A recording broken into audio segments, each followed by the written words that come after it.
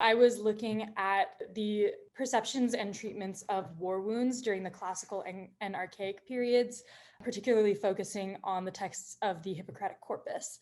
I was focusing mainly on textual evidence from the Hippocratic corpus, but I was supplementing it with a lot of bioarchaeological evidence and phytochemistry to kind of study the pharmacological treatments that were administered towards traumatic wounds. Through my study of the perceptions of war wounds, I formulated a typology of wound types that included three major categories of head wounds, skeletal wounds, and flesh wounds. And through those, I was comparing and analyzing the treatment processes for each wound type. From that, I was able to make a bunch of observations about what the scope of understanding was of the human body and of the types of medical treatments that were being administered at the time, and also take some of that information and apply it back to bioarchaeological data that we have access to now, and kind of reinterpret a case study of a 3rd century skull from Messina.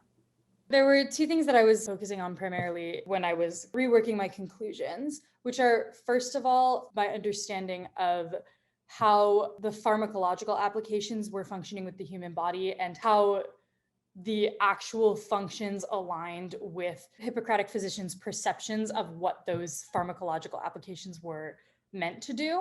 There was very little understanding of germ theory in the time of Hippocratic physicians. Many of the plasters that are described in the treatise on wounds of the Hippocratic corpus are labeled as, or their functions are labeled as treating symptoms of what we now recognize as infection, but infection being something that they didn't really understand at the time. So they would be plasters that were meant for reducing inflammation or stanching blood flow or cleaning out a wound or something of the sort. There was no understanding of how that actually interacted with the overall concept of infection, because of the lack of understanding of germ theory. Every single recipe that is listed in this text has at least one ingredient that has antimicrobial or antibacterial properties, and not just like inhibiting any sort of bacterial growth, but specifically certain types of bacteria that are commonly associated with open flesh wounds and infection. All of these plasters were actually performing all of the functions that the Hippocratic physicians thought that they were performing, but also a number of other ones that they weren't even aware of. The other major discovery that I was working through was the reasoning behind why head wounds are treated in such a different way than skeletal wounds and flesh wounds are.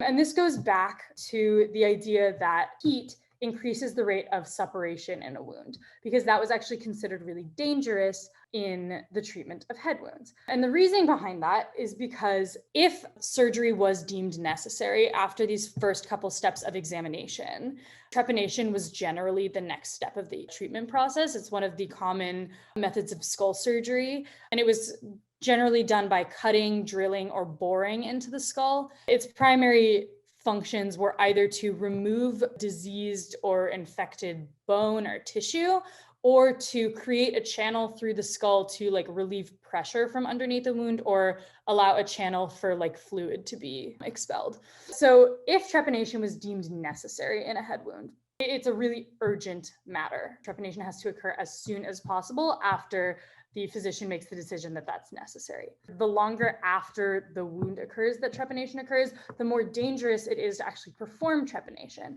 If the bone begins to suppurate, it becomes a lot more soft and easier to cut through. And if it's easier to cut through, it's easier to accidentally puncture the dural membrane, which was also considered really dangerous. The application of heat would speed up the process of suppuration, and suppuration necessarily had to occur after trepanation, otherwise that made the process of trepanation much more dangerous. Dangers of applying heat to the wound are directly related to the dangers of puncturing the dural membrane. For my case studies, I was looking at this 3rd century trepanation from Messina. This is skull T394. This skull shows evidence of 2 antemortem wounds, which means 2 wounds that happened far enough before death that there's clear evidence that they were actually in the process of healing at the time of death. And then 1 perimortem wound, which means that it was a wound that was inflicted around the time of death and didn't get a chance to heal. And then 1 perimortem trepanation, which is the big square that you can see.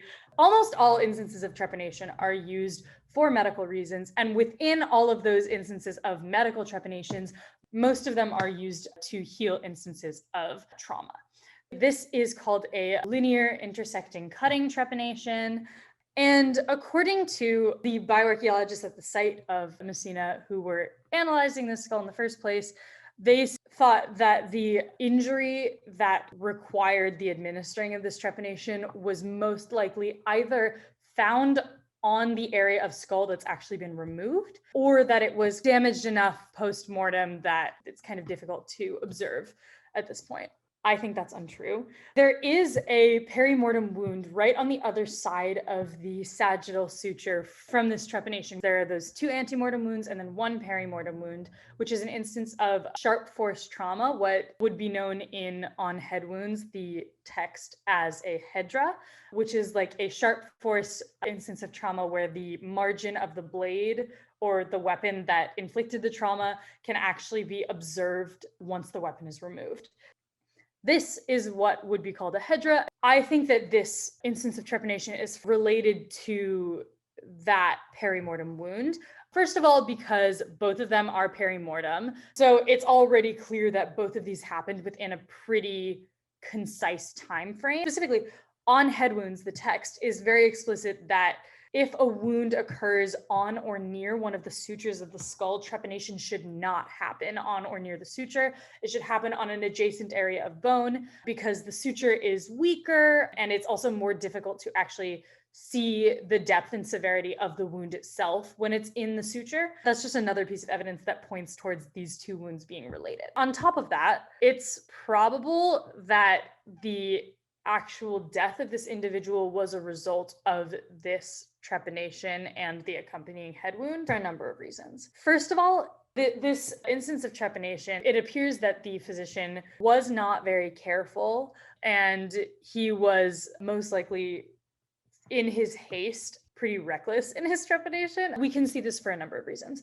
First of all, based on like the slope of the margin of the trepanation itself, it's clear that he wasn't removing his tool to check the depth of incision like the text recommends.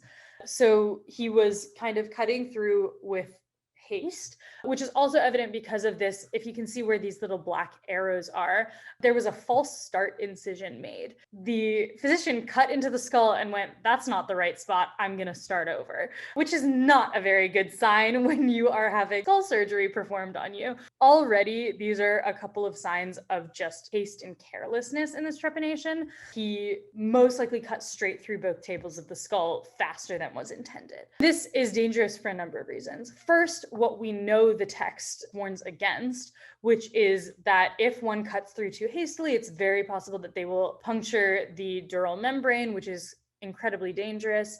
But additionally, based on the location of this trepanation, it's also very possible that in cutting through too quickly and in potentially puncturing the dural membrane, he may have also actually severed the middle meningeal artery, which would have caused this patient to hemorrhage in the skull and bleed out.